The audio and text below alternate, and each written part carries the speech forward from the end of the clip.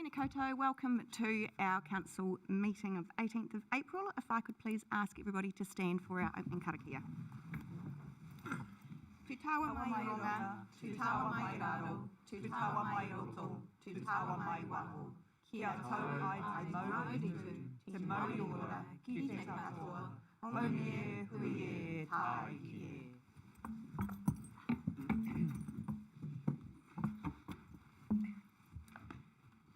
Just to advise that this meeting is being live streamed on our council Facebook page.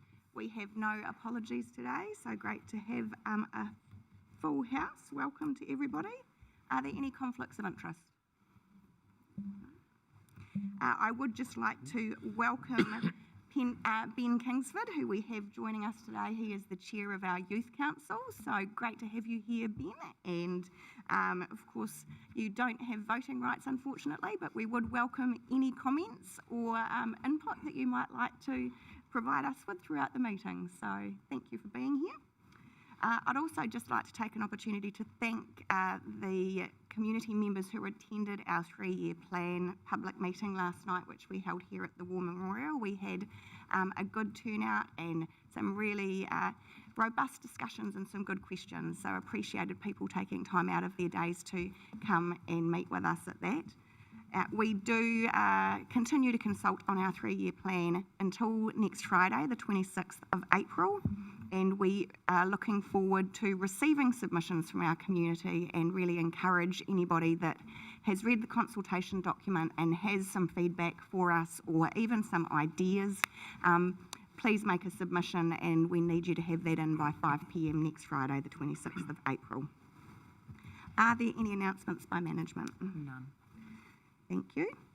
Confirmation of the draft minutes from the meeting held on the 14th of March 2024. If I could have a mover and seconder, please. Thank you, Councillor Gregg and Councillor Crystal. All those in favour, please say aye. Aye. Against, carried. Right, so we'll get stuck into our agenda. First up, we have the Animal Control Fees and Charges 2024-2025, and we have Luke Johnson and Alistair Eddy online with us to present this paper to us. So welcome to the both of you. Kia ora. The purpose of this paper was essentially to get your support for the minor amendments to the animal control fees and charges for the 24-25 financial year.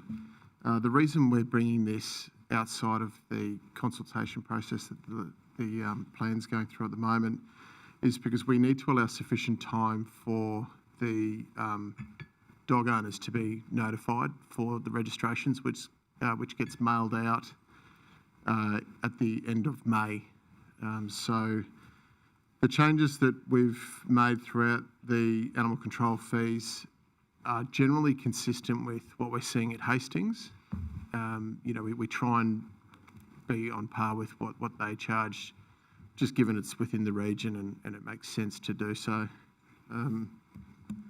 We have made a minor change with respect to the cost recovery or the funding from 65 to 70% down to 50 to 60%, and the reason for that is due to the additional cost pressures that the animal control team have been experiencing in maintaining their dog facility, the inclusion of a puppy facility, climate control in those facilities. Obviously along with the requirement to deliver the standard of service that they do. So effectively, you've got the changes that should be attached to that report, and if you're able to consider that, and I'm recommending that they be approved, the minor amendments, and note that the changes will be effective from 1 July 2024. Happy to answer any questions. Thank you, Luke. Any questions? Councillor Crown. Thank you. Through you, Madam Chair. It might be more of a technical question of our operational staff on the ground who go out, but if we weren't to go with the changes recommended, what would the community be missing out on in regards to the work that our animal control team do? Through the Chair, the change in standard of service delivery I probably can't speak to.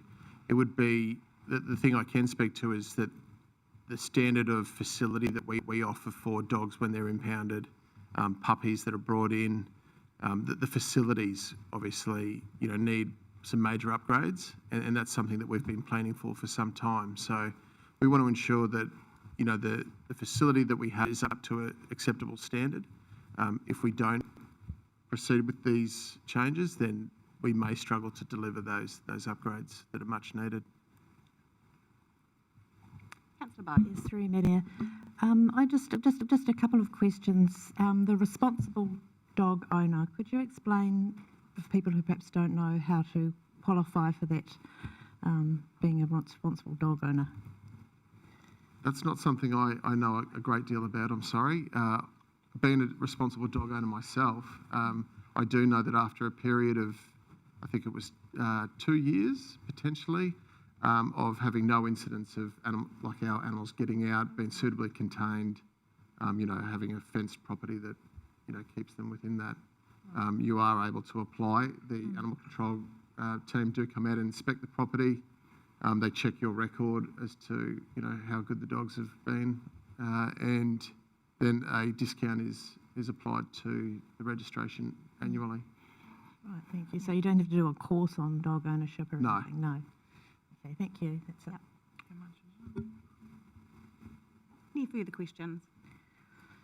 Can I have a mover and seconder to approve the minor amendments to the animal control fees and charges, and note, if approved, that's effective from 1st of July 2024. Thank you, Councillor Simpson and Councillor Mawson. Did you wish to speak to that, Councillor Simpson? No, I just think it's appropriate that these things are reviewed periodically. Thank you, Councillor Mawson. Nothing to add, thank you. Any further speakers to the motion? I'll put that. All those in favour, please say aye. Aye. Against? Carried. Thank you very much, Lee. Thank you. Moving on to our second agenda item, which is the draft elected members' allowances and expenses policy, and I welcome Anna up to present the paper to us. Welcome, Anna. Morning. Kia ora all. Yeah, I'll take the report as read. It's really, this policy is bringing together all the bits and pieces that were scattered through other council policies in regards to elected member allowances and expenses. I'm happy to take questions. Thank you, Anna. Open for questions. I think it is pretty straightforward. Deputy Mayor Brosnan. I was just happy to move if there were no questions. Councillor McGrath. I'd like to propose an amendment What was the amendment that you'd like to propose?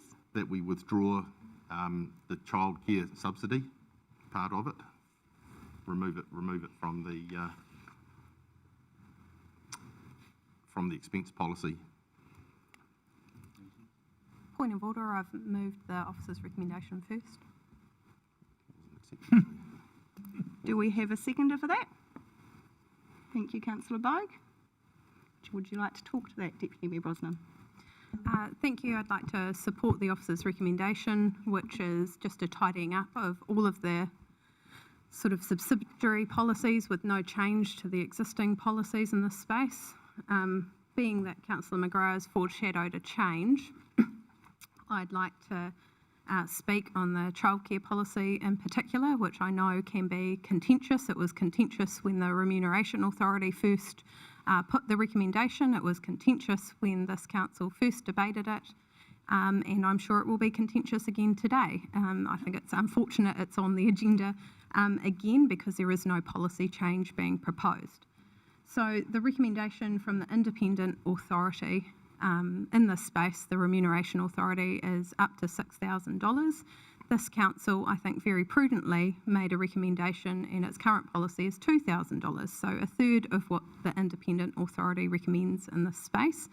I'd like to point out, I think there is a good reason why there is an independent remuneration authority that addresses these issues. It's to take it away from being a political issue like our remuneration is. So I think we are wise to always consider what the independent recommendation nationally is because it keeps us consistent with other councils. So The recommendation, which everyone obviously from the Remuneration Authority is free to read, recognises that it unfairly disadvantages young candidates from standing for council, and that is because this is a role that requires unplanned work. It requires evening work, it requires weekend work, it is unpredictable, and it is 24/7. It is not a role that you can compare to a salaried role. We are not a salaried role. We are an honorarium that we receive for a 24-hour, 7-day-a-week, high responsibility, unpredictable role. And that is why your independent remuneration authority makes this recommendation. I certainly know I spend more than I think what the remuneration authority says is a 25-hour-a-week role, and I know that lots around this table do as well. And that in itself means that the ratepayer gets good value for money out of the time you spend in this role. So I support the current policy, which is a third of that independent remuneration authority's recommendation, because I think that strikes the right balance of fiscal responsibility, which of course we must be in this current time, with removing those democratic barriers to entry. Thank you, Your Honour. Thank Your Worship. Well, I'll take Your your Honour, honour. Your Worship. Had a promotion. Councillor Vogue. I'll reserve my comment for now. Very good. Open up for other speakers. Councillor Taraha. You've just been school holidays at the moment. It's tough on some parents, and it just opens up the opportunity for them to, stand for council. And I was actually close to proposing asking for that maximum $6,000, but yeah. I took all Deputy Mayor's comments. Kia ora. I'm going to speak from the chair against the motion in front of us, and I would like to see the removal of the child care allowance, particularly considering our current fiscal environment and reflecting on, I guess, my own personal beliefs as someone who was a solo mum and working and did not receive any sort of assistance with my childcare allowance. And I know that we have many in our community who are in similar situations and are having to find their own financial resources to pay for childcare allowance. I just struggle from an ethical perspective, acknowledging that this is perhaps a very unique role. I do not believe that warrants the additional allowance for childcare. I do believe that we are remunerated appropriately through our salary for the hours that we do, and that's why I am speaking against the motion. Do we have any other speakers? Councillor McGrath. Yes, I'm also speaking against the motion. I think it's very unusual to get paid daycare. I can't think, we certainly don't offer it to our own staff, and I agree that with the cost of living right now, it looks very unusual. It's also been put to me that there would be parents out there with disabled kids who are older than 14 who probably can't run for council because they wouldn't be entitled to the subsidy. I know when I first started, I was eligible for it, and didn't agree with it then, and I still don't agree with it now. Thank you, Councillor McGrath. We have had two speak against the motion. Do we have anyone wishing to speak in support? Ben. I'd just like to say, in reference to Councillor McGrath's comments about parents that have children over 14 who might be disabled running for council, he's talking about there being a barrier of people running for council and being on council, and obviously that's a negative thing if someone has disabled children and they're not able to run for council, because that is a barrier for them.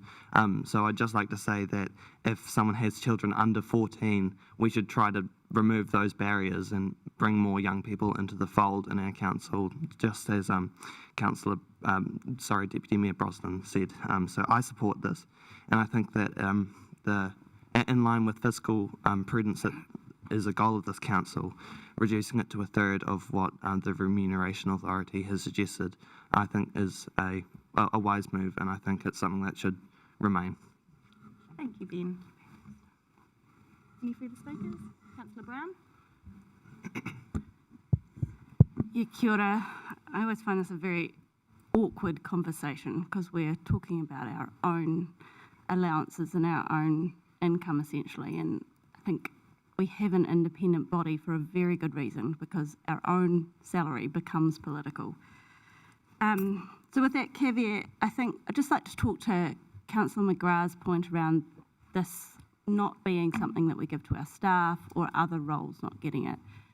And in reading the Remuneration Authority's reasoning for this, it was all around the uniqueness of this role. And to just speak to sort of the uniqueness of what we have here. This is a part-time role, so I would like to say that it is a brilliant role for a person with young children who still want to keep active in their career and they want to give back to the community. The difference between this and other part-time roles is that this is completely flexible. No 2 weeks of our role look the same. No 2 days look the same. You cannot find a childcare service that meets the requirements of this in a cost-effective way. We either have to put our children in full-time care, which then puts it sort of defeats the purpose of working part-time, or you have flexible care, and with flexibility comes increased cost. So you're not paying the $10 an hour or whatever that you would if your children were in a major daycare. You're paying babysitter rates. Minimum wage is $23.50 now, and our allowance also puts in a caveat to cap our claimability at $20. So it's a contribution too, and I understand that. I also want to accept the fact that these are all choices that we make. We choose to put our hand up for this role. We choose to have children, mostly. And I think it's, so this isn't an oh, poor me type story. This is just saying an independent body has set an allowance recognising the uniqueness of this role. And if we look at all of the other elements of our policy, every single one of the dollar requirements we have met and updated in order to keep in line with the Remuneration Authority's recommendations. The only one, and I believe we're the only council in the country who have accepted the childcare policy to reduce it to $2,000.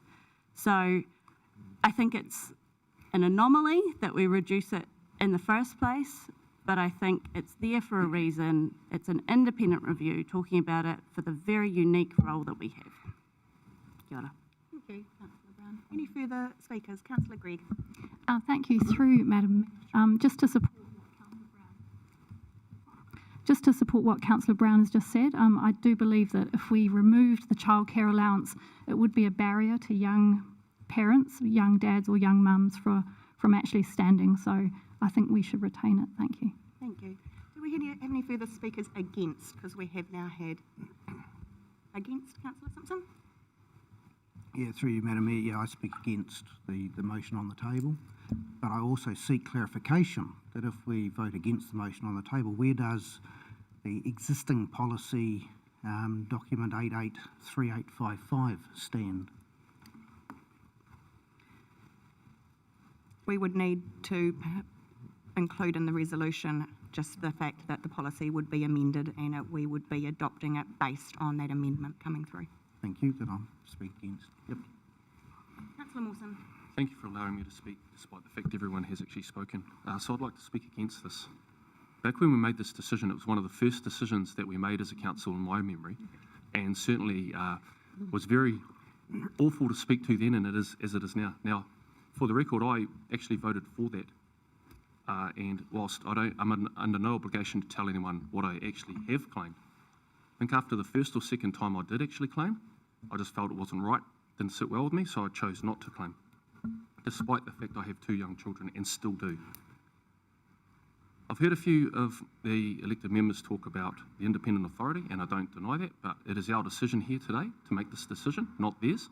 And we do get many recommendations, including recommendations from our community about things that they feel quite passionate about, yet we have to make a decision and it's up to us.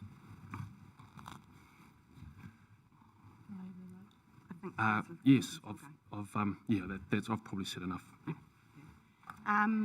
Now, we have had 2 against. Are there any further speakers in support? You have already spoken to the motion, Ben. Councillor Price. Can I speak sitting on the fence at this stage? Oh, look, go for it. Go for it. I just want to comment on Councillor Brown's uniqueness. When I was a policeman and I was on a squad, we got some strange hours, call-outs and everything else. So I don't think it's solely unique. There's a lot of other jobs that you have to be available at the call and you don't get paid for it. Thank you. If there's no further Councillor Taylor? Haven't forgotten about This is going to come out of the other side of the paddock. I'm going to speak in support of it.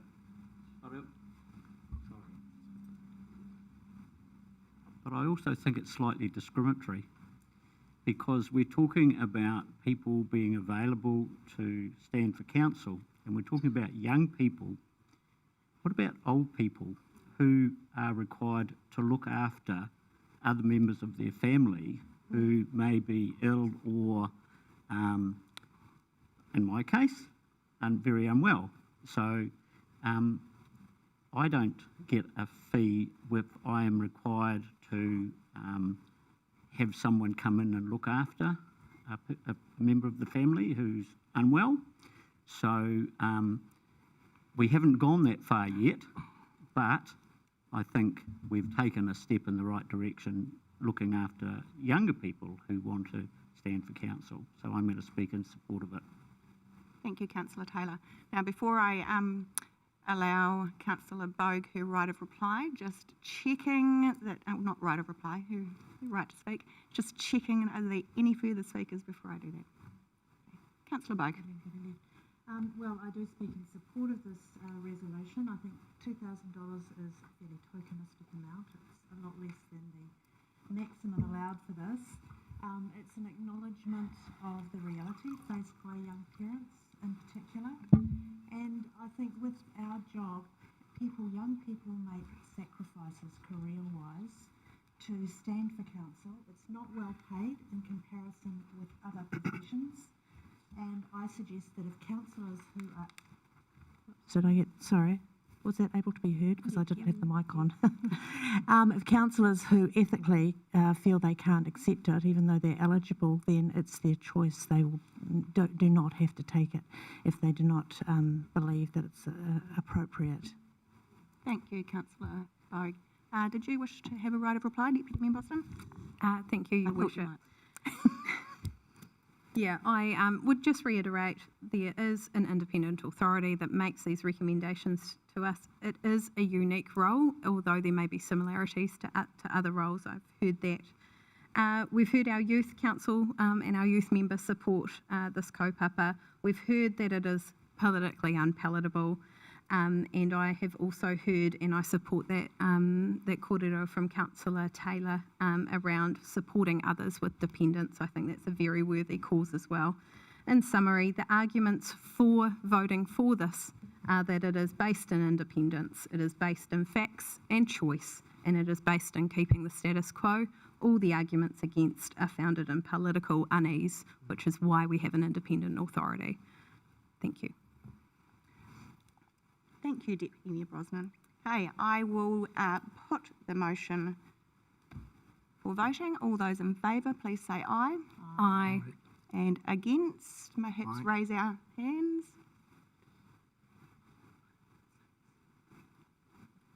And so that is passed 7 votes to 6.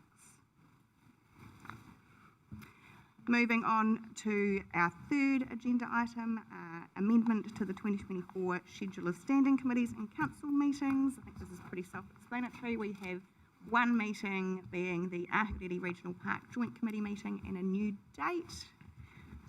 Are there any questions at all? Could I have a mover and seconder, please?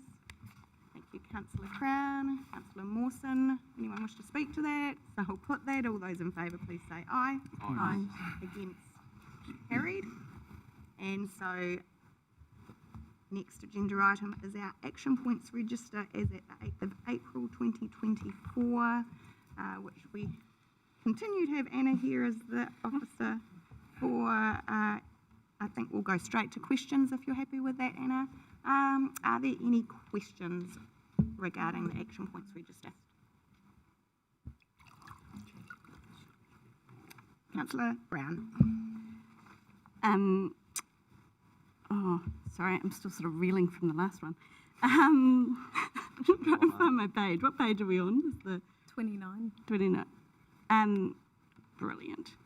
So it's about the item item number 61. It's a bit of a statement first and then a question, if I may. So back in July, we asked for a presentation on the risks that most affect Napier and the current controls. I suppose it was July last year, and it feels like a bit of an unreasonable delay as to why that hasn't come forward. Can I get a bit of assurance around the fact that this is being progressed at speed?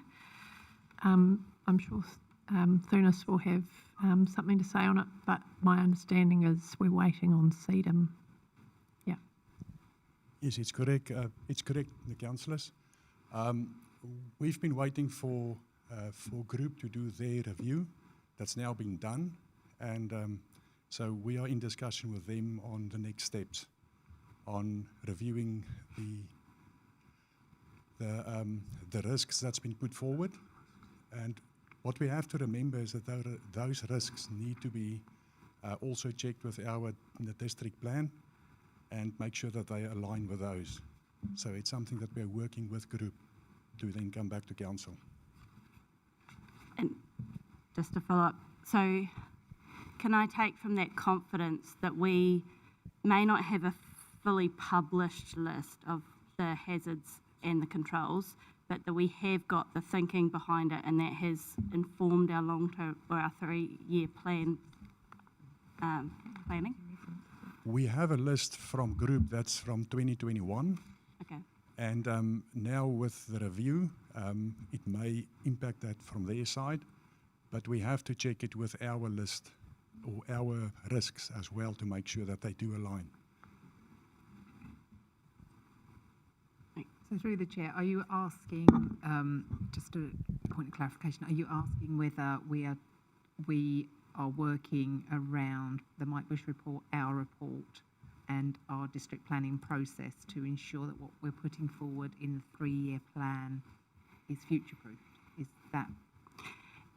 Yes, yeah, I suppose we asked to see the hazards and that hasn't been easily able to come to us. I'm just making sure that within our planning we have taken into account the hazards that we are currently facing as a country, as a city, and Yes, so the short answer to that is yes. And as you know, we went out for a consultation before Christmas around the new modelling, and there's some further modelling that will be released, and we will be out engaging with our community, or informing our community that that's going to be released.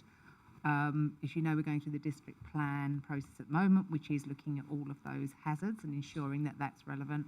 And then the second part of that is any, I guess, not so much hazards, but the way that we operate, the risks that have been identified from both our internal review post-Cyclone Gabriel and the CDEM review, which was effectively has been called the Mike Bush report.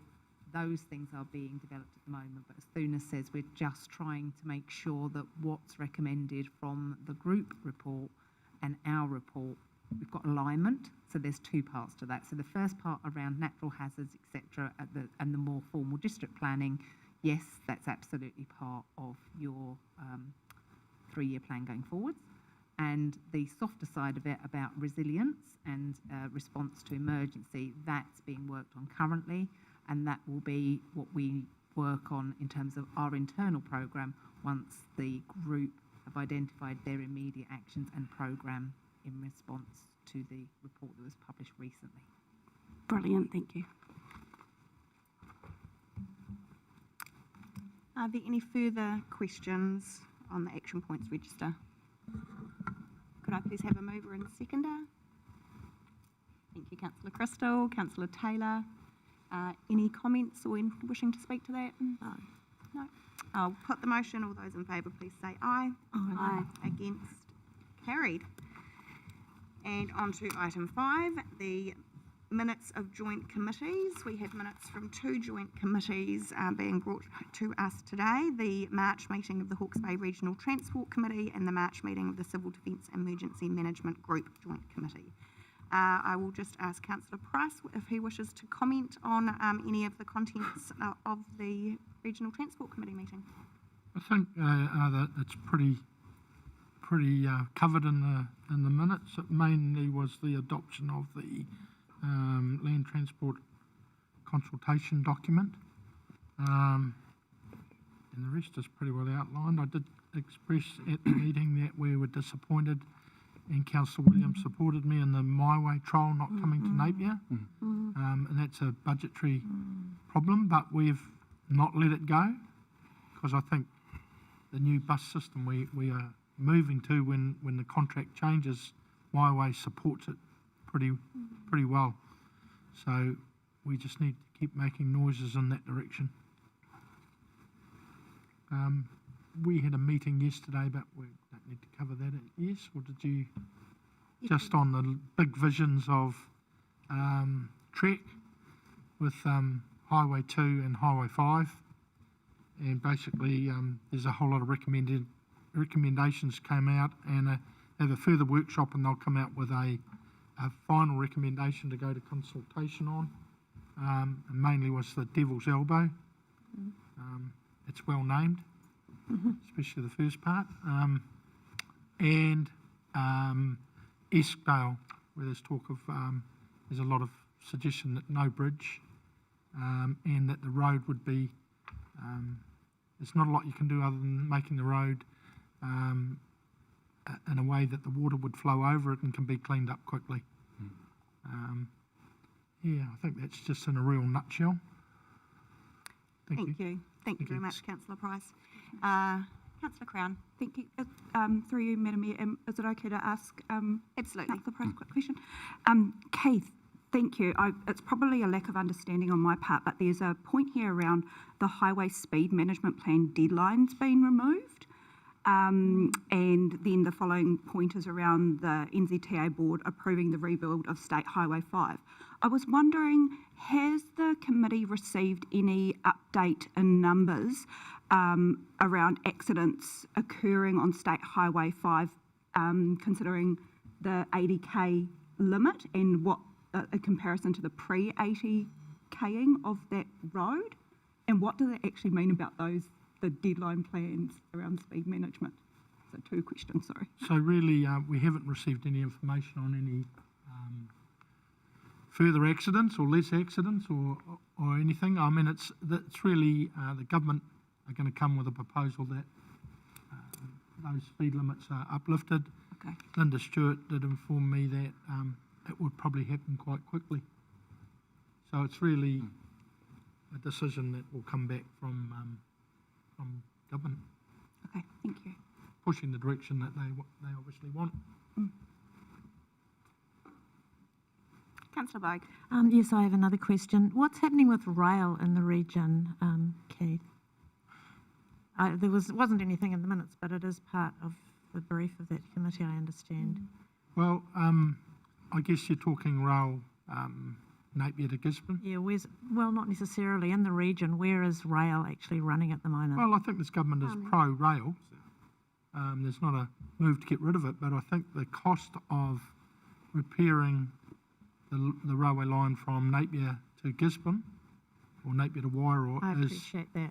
and the damage to that line is not recognised by the public, and there's something like 200 sites that need to be repaired. So it seems to be just sitting there. There was at the meeting yesterday, there was talk of the road taking the rail line, but that option was removed by it being billions to do it. So to me, that would probably affect rail too. Thanks, I appreciate that, but where is the rail actually working now? From Napier to down to Central Hawke's Bay? To how far does it go? Yeah. Well, it stops at Napier. The rest of it's running. Okay, thank you. Councillor Simpson. Yeah, through you, Madam Chair. Just there's been announcements by government recently about the four-laning of the expressway. Has that been mentioned at all or discussed at the Transport Committee? I think there was just clarification of the fact that it was one of the significant roads, and I think Katie Nimmin might have confirmed that it is, and so yes. Thank you. Councillor Crystal. Have you seen any plans of it, of the four laning on the committee? No, and I don't think there are any at this stage. Just, I heard a rumour about a flyover happening over Mahu Road, and I was like, really?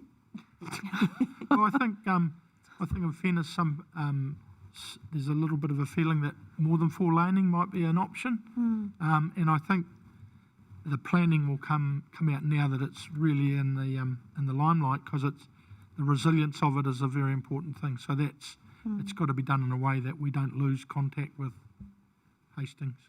So the end result is I haven't heard the flyway mentioned, but who knows?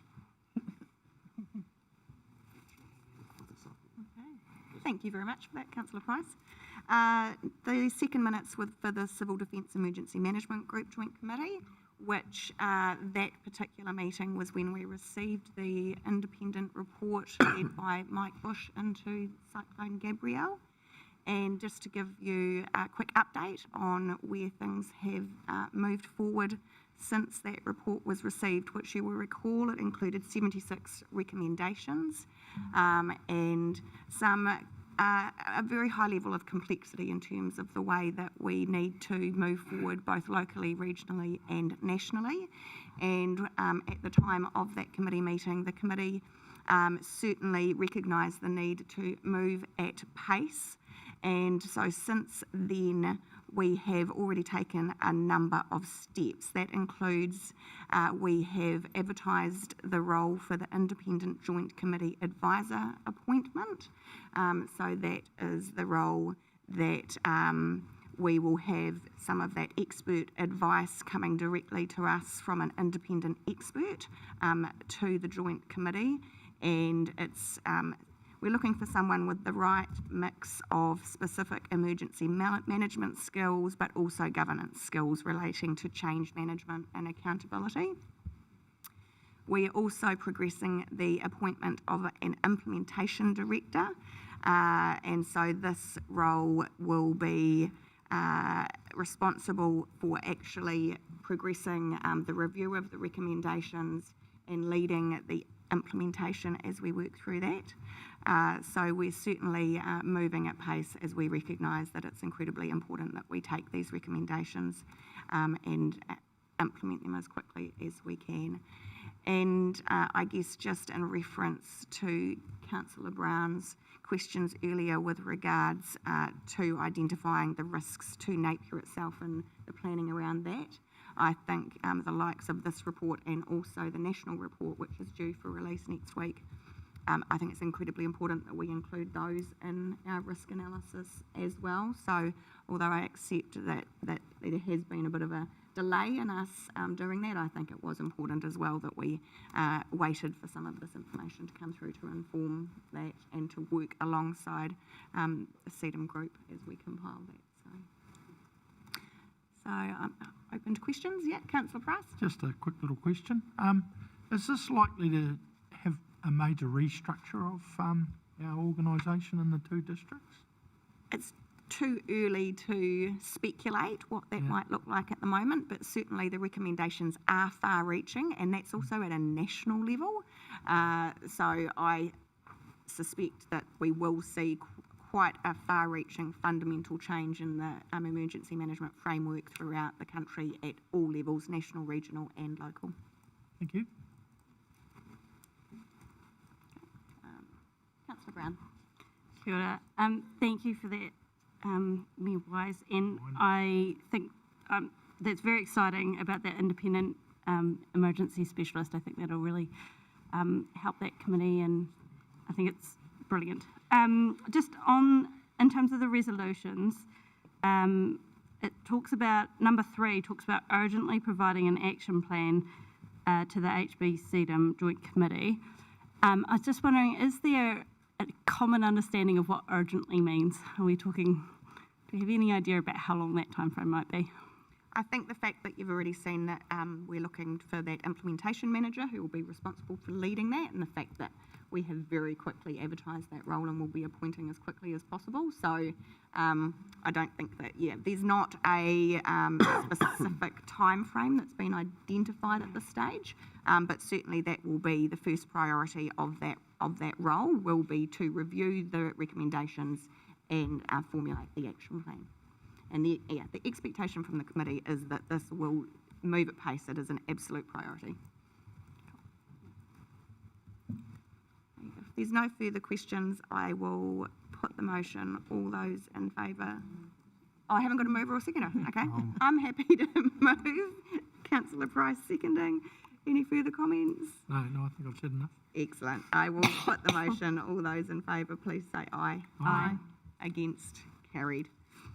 Excellent. And I think we've got Anna again for our next agenda item, which is proposed legislation around the reinstatement of the pre-2021 binding poll provisions for Māori wards. Thank you, Mayor Wise. I just wanted to highlight the paper is really information as we know it currently, but obviously the bill hasn't been, the draft bill hasn't been released yet. And there is time for things to change and for the finer details. We don't know some of the finer details of this proposed legislation. I did discover that I'd made a slight error in the paper. If the decision was DIA have said if the decision was made to rescind Council's decision, the two options that they've indicated will be available is that the Council would need to complete a mini representation review. If the Council went down that line, they do not have to do another full representation review for 2 election cycles, and I'd said in the paper we'd need to do one next term. So just noting that error and apologies for that. And happy to take any questions on this. Thank you, Anna. Are there any questions? Councillor Brown. I have another one. Sorry, Councillor Brown. So I thought I understood this, and reading the paper, I'm like, oh, if I got it wrong again. So just checking. The binding poll, my understanding was that it needed a petition of 5% of residents in order to kick off a binding poll. Is that correct? So that would be the normal circumstance. Council can either decide to hold a binding poll. This is the pre-2021. Council could decide to hold a binding poll, or it could be initiated by a resident's petition. The proposed legislation that's coming out will require us, if we don't rescind the decision to establish Māori wards, then we would be compelled to have a binding poll at the next election by the legislation. Right. Does that make sense? Yeah. Yeah. Councillor Bogue. Yes, thank you, through you, Madam Mayor. So we will be debating this as to whether we rescind the decision we made 2 years ago, or go ahead with the binding poll, basically. And if so, about when would that be? The timeline that's been given to us indicates that the legislation will be enacted at the end of July. So, yeah, it would be after that. Thank you. And I don't believe there is a requirement for us to actually formally reconsider or debate the decision we've already made. It is just an option. That's correct. We're not compelled to do that. No.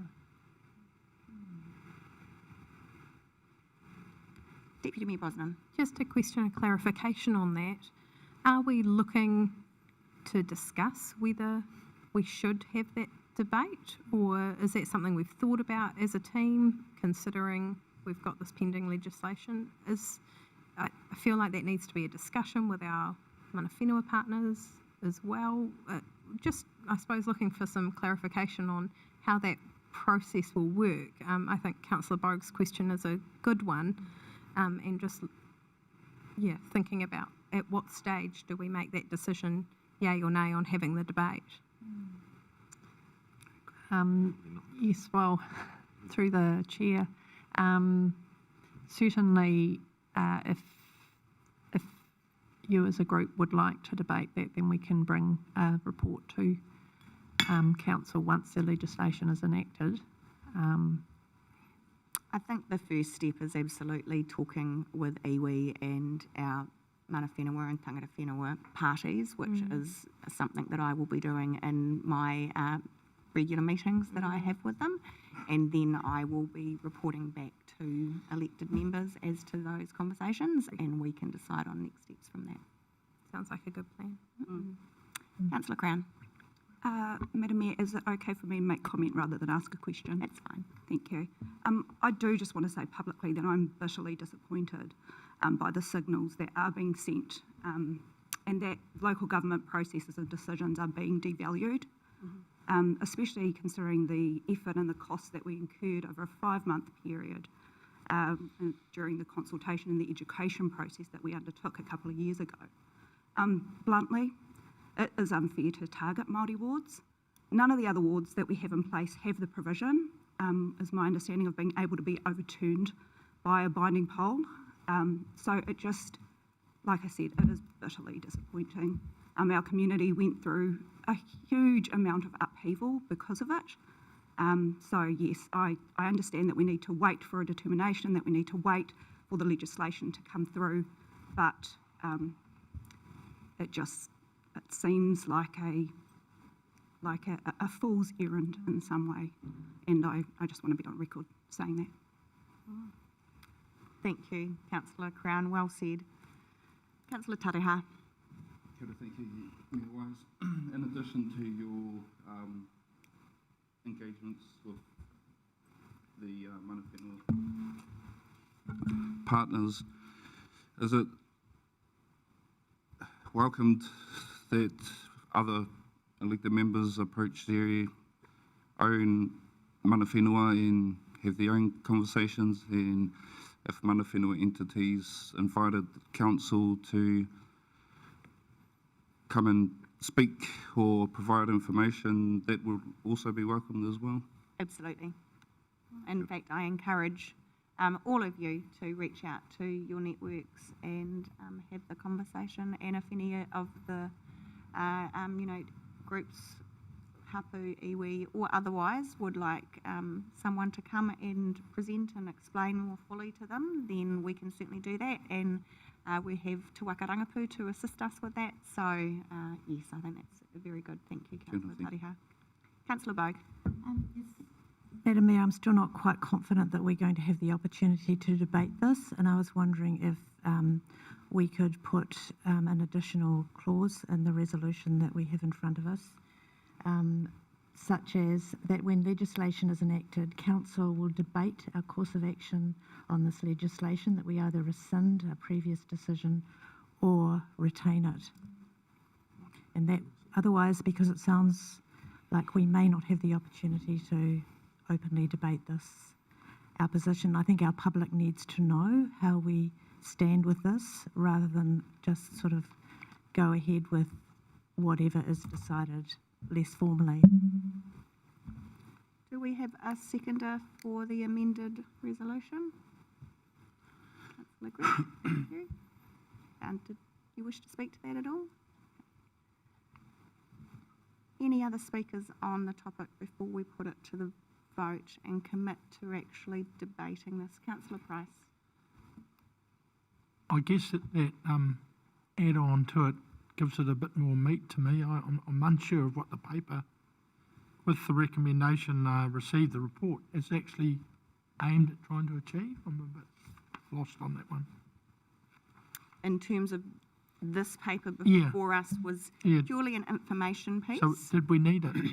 It's to ensure that elected members were informed, but also our wider community who might be watching online understood what this new legislation actually was introducing and what that meant for us as a council. So that was the reason for it being on the agenda. Councillor Crown. I'm through you, Madam Mayor. I'm quite comfortable with the resolution as it stands. My view is that unless we were to rescind the resolution that we made previously around Māori wards, I think it's quite clear what this council's position is. If we're happy to keep it, then I think that sends a very clear message. If we, through our discussions that we have and the conversations that we have with the wider community, if we decide that we need to debate it again and that there is some concern from members who would like to see that resolution overturned, then I would see it needing to come back to this table. But yeah, I think if we stick to what we decided then that would send a clear enough message. Ben. I'd just like to echo Councillor Crown's statements, and I'd like to also say that Māori are the ones who matter in this binding poll, and the fact that 95.1% of people supported Māori wards in the last consultation that was conducted, I think serves to support the fact and the unfortunate reality that Māori have been historically underrepresented in our institutions, not just in Napier, but indeed in all of our country and across the world with minorities. So I think it's important that Māori wards be established, and for that reason I don't think there needs to be significant debate on the issue if it's already been decided by the council, and I think the binding poll can be moved forward with, while also keeping in mind that as it says in the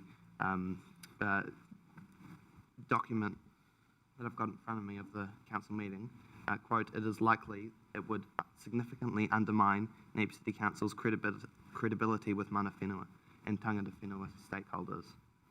So I think that's important to keep in mind in this decision-making process. Thank you, Ben. Deputy Mayor Brosnan. Thank you. At this stage, I don't support the amendment only because I stand by that decision that we first made, and I think the decision to debate whether or not we rescind that decision, to me, hinges on that conversation that you set out with our partners. So, you know, for instance, if they were to come to us and say, look, we think the risk of a one-term ward system in the Māori ward system is too high, we would like to reconsider that for next term, or, you know, if that was the feedback, then that would be the trigger for me to be comfortable having that debate again.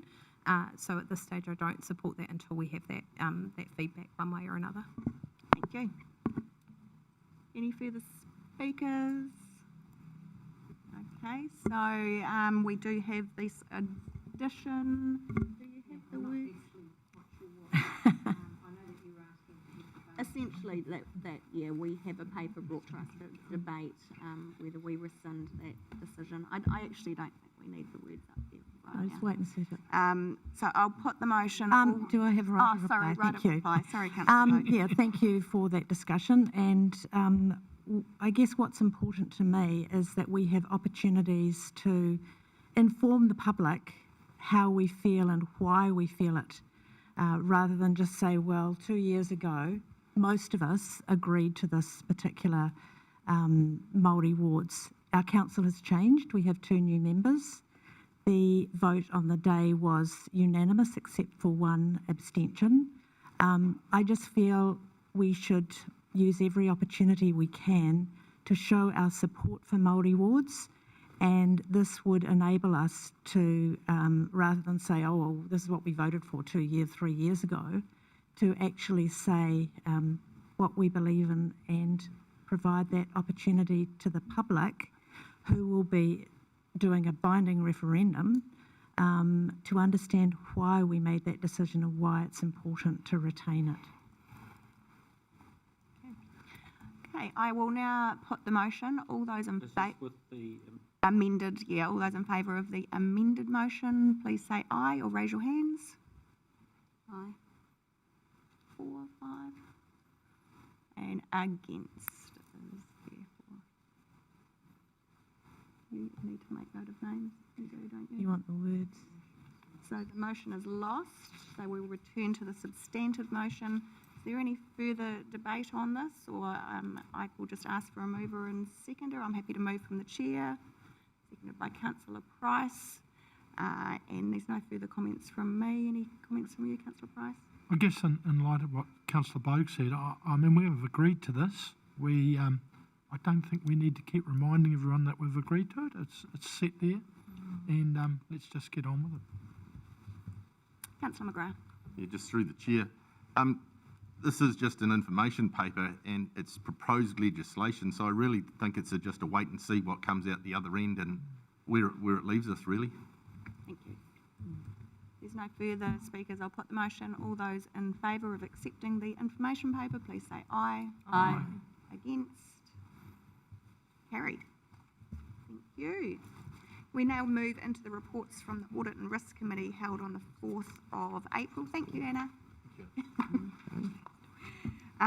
So there are a number of reports, and I would ask that as I read through them, if there's any of you have questions you'd like to raise, just stop me and we will address them as we go through. So the first report was the Ombudsman's report, which has actually come to Council already, so that was just flowing through to the Audit and Risk Committee. Number 2 was a health and safety report.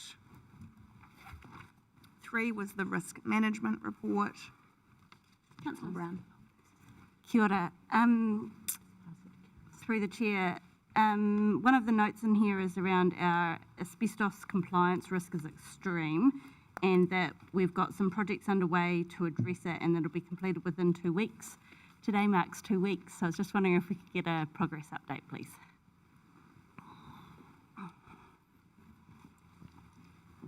Thank you, and through you, the chair. Is it going? Yes, there is a project underway, noting that the extreme risk is a compliance risk rather than a risk to life. And I haven't actually got an update as to whether it's been completed as of today, so I would like to follow that up and come back to you if that's okay. Brilliant.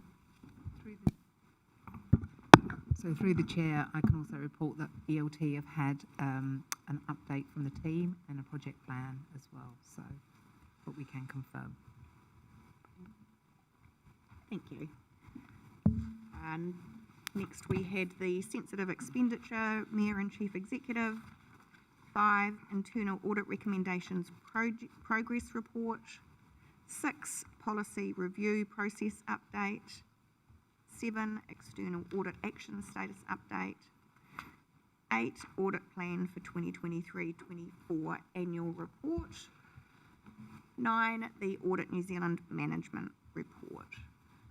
I'm happy to move from the chair if I could have a seconder. Thank you, Councillor Crown. All those in favour, please say aye. Aye. Against? Carried.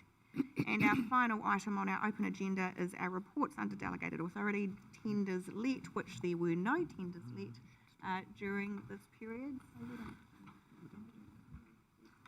or do we still need a mover and seconder? Councillor Mawson. Happy to move the empty report. Councillor Hariha, thank you. All those in favour, please say aye. Aye. Against? And carried.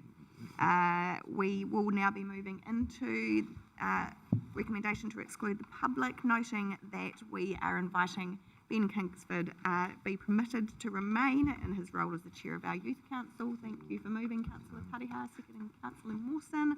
All those in favour, please say aye. Aye. Against? Carried. And we will have a brief